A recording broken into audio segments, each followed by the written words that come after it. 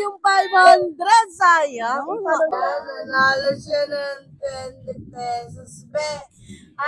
Sagad nga na. 20 pesos. Ayan na yung 20 pesos. Hello everyone, this is Race Music.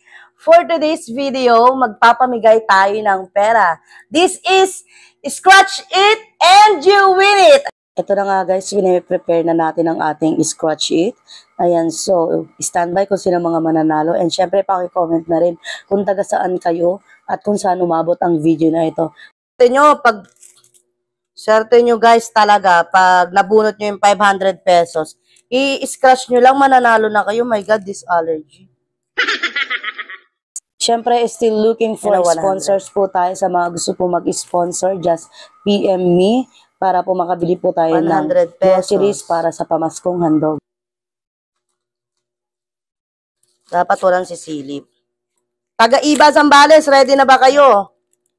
Ito ay pamaskong handog ni Boss Rom. Boss Rom, this is sponsored by Boss Rom.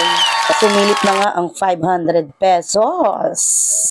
Hi guys! Ready na ang ating papremyo. Ready na ang ating pa-Scratch It and You Win It. Sino kaya mananalo ng 500? Hahanap tayo ng mga deserving later on dyan sa daan kung sino madadaanan natin. Kasama ko nga pala si Hezi. Hi, John! Hello po! Ayan, ready na kayo at kami maglalagala. Yes. Let's go! Ayan guys, meron na tayo nakita si Kuya. Hello, sir! Hello. Ano pong pangalan niyo, sir? Gilier. Po? Gilier. Giliet. Taga saan po kayo, sir? Taga dito. Taga dito lang po kayo, Santo Rosario. Ayan, meron po kasi akong papremyo. Ayan, advance Merry Christmas po. Okay lang po ba kung isasali ko kayo dito?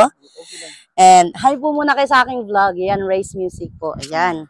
Dito po sa ating Scratch It, meron po tayong naghahalagang 20 pesos, 50 pesos, 100 pesos at 500 pesos.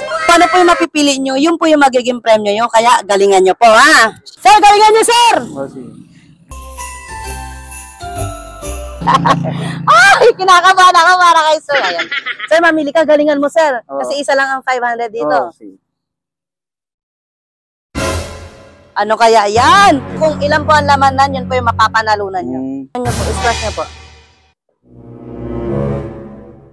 Ayun, sumilip na, guys! Ay! Ayan, ang inapanalunan nyo po ay 100 pesos! Yung 500 pesos, sir, oh. Ito po yung inyong premyo. Thank you. Ayan, maraming salamat, sir.